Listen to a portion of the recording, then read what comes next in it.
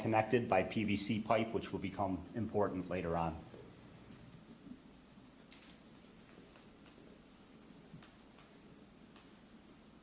So here you can see minimal police presence at this location.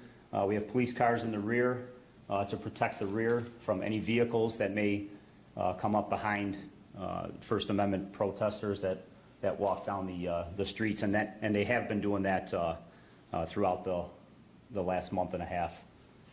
This is where you see the crowd start to march into Grant Park behind the Columbus statue, so they would be just north of the Columbus statue heading into the park.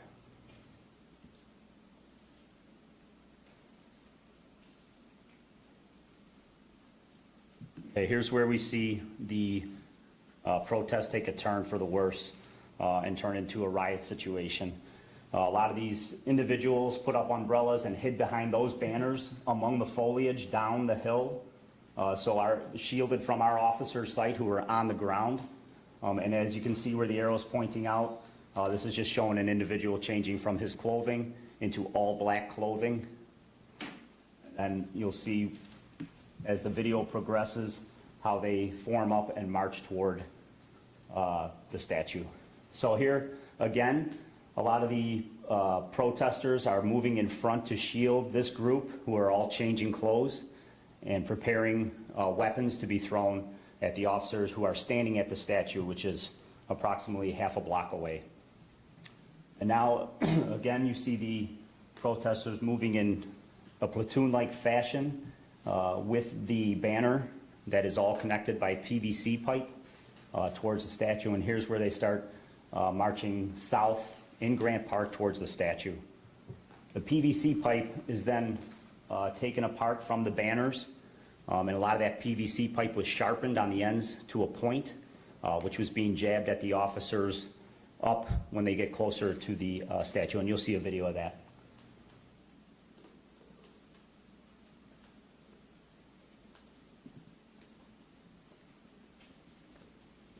Now they're forming up.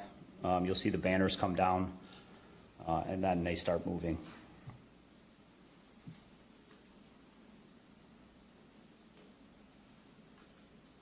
What you don't see from this video on the back end is a lot of the bicycles that are forming a wall around the bicycle behind. So here's a gentleman dumping out weapons to be thrown at the police, and immediately they start multiple felonies of throwing objects at the police who were standing on the statue.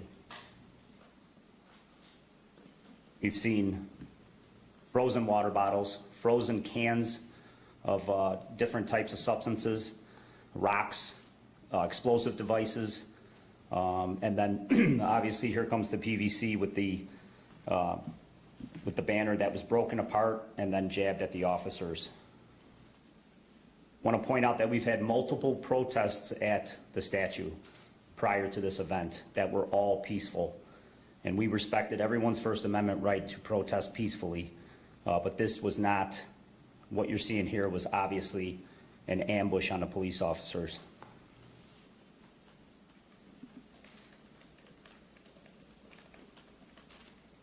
So within the group, there are people pushing carts and holding bags that had the items to be thrown at police. So they had multiple restocking of items to throw at the police, weapons basically. And here's another look from the statue looking out southbound. You can just see the volume that the officers were under, the volume of attack. We had multiple officers injured, multiple officers concussed.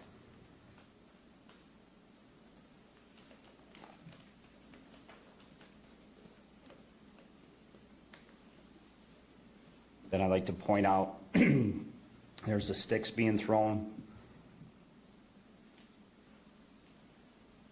The officers, at one point you'll see one of the officers move over, an incendiary device or an explosive device blows up near his eye, and you can see him walk away holding his eye.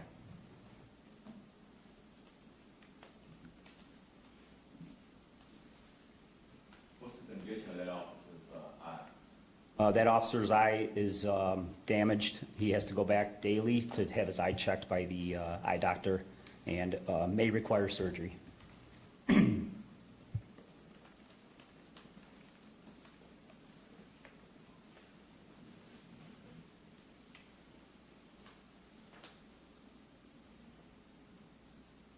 going to happen here shortly. You'll see the officer in the white shirt, the sergeant, walk away holding his eye after that explosive device blew up in his eye right there. Here's more incendiary devices that